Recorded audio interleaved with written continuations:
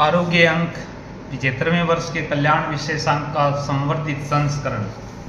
आज का विषय आयुर्वेद के प्रथम अध्येता दक्ष प्रजापति। ब्रह्मा, विष्णु और महेश ये त्रिदेव मूर्तिमान आयुर्वेद के ही हैं, किंतु इन्होंने आयुर्वेद को जो प्रयोगात्मक रूप प्रदान नहीं किया, उसका कारण यह है कि सृष्टि की उत्पत्ति, स्थिति और इसे विश्राम प्रदान करना, ये तीनों ही कार्य बहुत ही उलझन से भरे हैं। यही कारण है कि एक ही तत्व सृष्टि कार्य संभालने के लिए ब्रह्मा बन गया, स्थिति के लिए विष्णु बन गया और क्रिया को विश्राम देने के लिए उसी ने शंकर का रूप ले लिया। जब इन तीनों कार्यों के लिए एक ही तत्व को तीन रूप पृथक पृथक धारण करने पड़े, तब आयुर्वेद के प्रयोगात्मक कार्य को वे कैसे कर पाते, क्योंकि इसका उद्देश्य 24 घंटे प्राणियों की सेवा करना है। इसलिए आयुर्वेद के मूर्ति रूप तीनों देवों ने जैसे ये भार अश्विनी कुमारों पर छोड़ा, वैसे ही प्रजापति दक्ष ने भी यही मार्ग अपनाया। दक्ष प्रजापति के सामने भी कार्य का अंबार लगा हुआ था। वे सभी प्रजापतियों के प्रधान चुन लिए गए, इसलिए उनका कार्य और बढ़ गया था। फिर वे अपने जीवन में आयुर्वेद को प्रयोग रूप में कैसे लाते। फिर भी त्रिदेवों की तरह दक्ष प्रजापति के जीवन में भी कुछ ऐसा अवसर आ गया कि उन्हें उसे प्रयोगात्मक रूप देना ही पड़ा। औषध का प्रयोग दो रूपों में होता है, रोगियों के रोग निवारण के लिए और विवशों की विवस्था दूर करने के लिए। ऐसी स्थिति में उनमें रोग को उत्पन्न कर देना आवश्यक हो जाता है।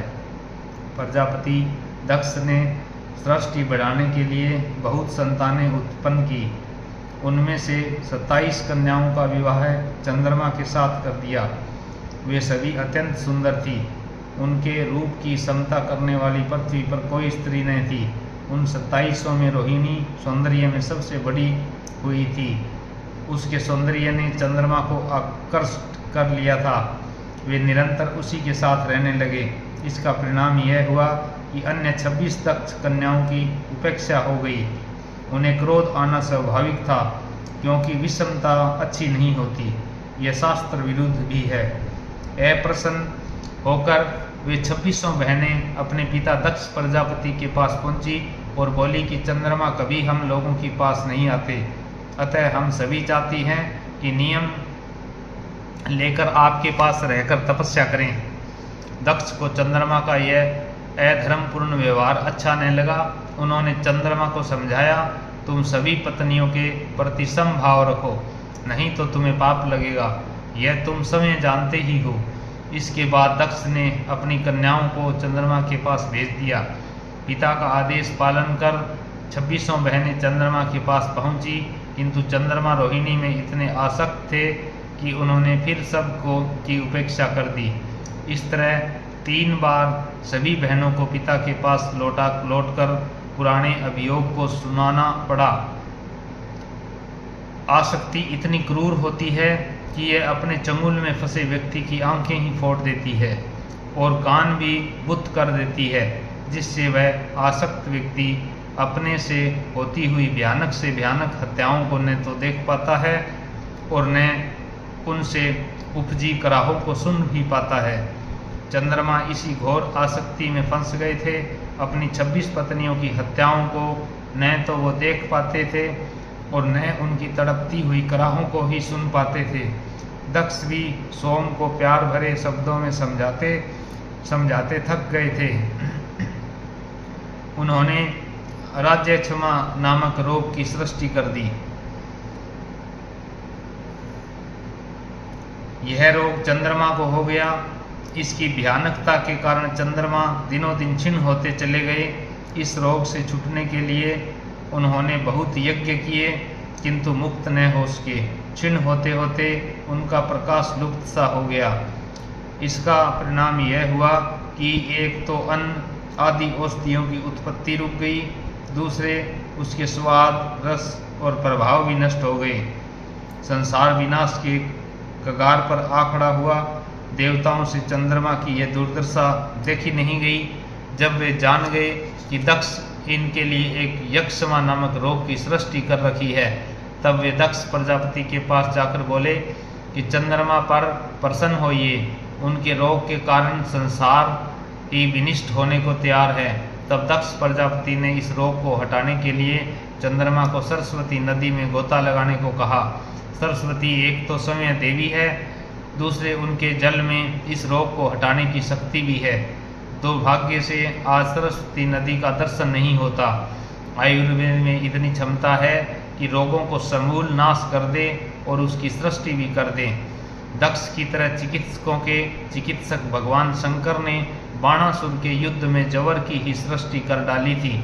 इसी प्रकार आज से 2000 वर्ष पहले मगध सम्राट को सिर दर्द रहता था। ठीक निदान न हो सकने के लाख चिकित्सा करने पर भी वह दर्द गया नहीं। उस समय तक्षशिला के स्नातक जीवक की तुति बोल रही थी। जीवक के पास 2 ऐसी लकड़ियां थी जो एक्सरे का काम करती थी।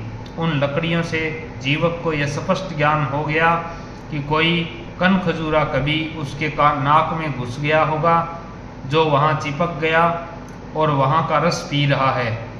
इस समय अंग प्रत्यंग बढ़ने से उसने भीषण रूप ले लिया।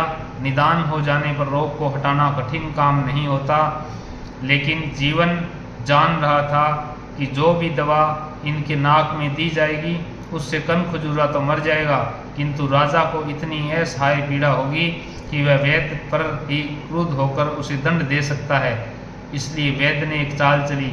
राजा से कहा, आप अपने यहाँ के सबसे तेज घोड़े को दे दीजिए, उससे हमें किसी आवश्यक कार्य के लिए 1 घंटे के लिए बाहर जाना है। तब तक आप दवा के प्रयोग से स्वस्थ हो जाएंगे। एक दवा में मैं दिए जा रहा हूँ, इसे थोड़ी देर बाद नाक में डालिएगा। 1 घंटे बाद मैं वापस आऊँगा। राजा ने घोड़े की व्यवस्था कर दी। जीवक घोड़े पर बैठकर बहुत तेजी से भागा और अपने अभिलषित स्थान पर पहुँच घोड़े को बांधकर बैठ गया। उसने एक सेब के कई टुकड़े किए, एक टुकड़े में रोगोत्पादक दवा मिलाई और दूसरे टुकड़े में रोग शामक तथा समय कई टुकड़े काटकर धीरे धीरे खाने लगा। वह देखता जाता था कि हमारे पीछे हमको पकड़ने के लिए कोई आ रहा है कि नहीं। थोड़ी देर बाद सेनापति आ पहुंचा। उसका रुख बहुत कठोर था। डांटता हुआ बोला, सम्राट को तुमने कौन सा जहर दिया? वे इतने छटपटा रहे हैं कि जिसका ठिकाना नहीं है। चलो तुम्हें फांसी लगाई जाएगी। जीवक ने कहा, सेनापति जी जल्दी क्या है, आप भी थोड़ा फल खा लीजिए, थक गए होंगे, खाकर चलेंगे। सेनापति को उसकी राय पसंद आ गई। उसने कहा, अच्छा दे दो। जीवक ने रोगोत्पादक दवा मिश्रित सेब का टुकड़ा सेनापति को खाने के लिए दे दिया। उस टुकड़े को मुंह में रखते ही बेचारे सेनापति के हाथ पांव स्तब्ध हो गए, बोली बंद हो गई। वह निढाल होकर पड़ गया। बेचारे की आंखों से आंसू का प्रवाह बह चला। जीवक ने शांति और प्रेम से समझाया, सेनापति जी हमने आपको कोई नुकसान नहीं पहुंचाया है। आप बहुत तेज में आए थे, हमको मारते पीटते ले चलते और पीछे इससे आपको भी बहुत पश्चाताप होता। आप 5 मिनट विश्राम कीजिए, हम जो कह रहे हैं उसका प्रमाण अभी मिल जाएगा। आपके आने के बाद सम्राट स्वस्थ हो गए हैं और हमारे स्वागत के लिए उन्होंने बड़े बड़े राजपुरुषों को भेजा है, जो शांति पाठ करते हुए मुझे ले चलेंगे। यह देखकर आपको अपनी अशिष्टता के लिए तकलीफ होती। आपको यह तकलीफ न हो इसलिए हमने थोड़ी देर के लिए ऐसे रोग की सृष्टि कर दी है ताकि आप कुछ अशिष्टता न कर सकें। इतने में सचमुच जीवक के स्वागत के लिए एक बहुत बड़ा समूह आ पहुंचा। एक सम्राट की तरह उसका स्वागत किया गया। तब जीवक ने सेब का वह टुकड़ा सेनापति के मुंह में लगाया जिससे रोग शमन करने की शक्ति थी। रोग शामक दवा मिश्रित टुकड़े को मुंह में लगाते ही सेनापति भला चंगा हो गया। जीवक के इस दोनों प्रयोगों से सेनापति को शारीरिक और मानसिक विश्राम ही मिला था, कोई कष्ट नहीं हुआ था। इस प्रकार वेदों में आवश्यकता अनुसार रोग की सृष्टि और रोग के शमन करने की शक्ति होती है। परंपरा। दक्ष प्रजापति ने समग्र आयुर्वेद अश्विनी कुमारों को दिया और इस परंपरा को बनाए रखा। जय श्री राम।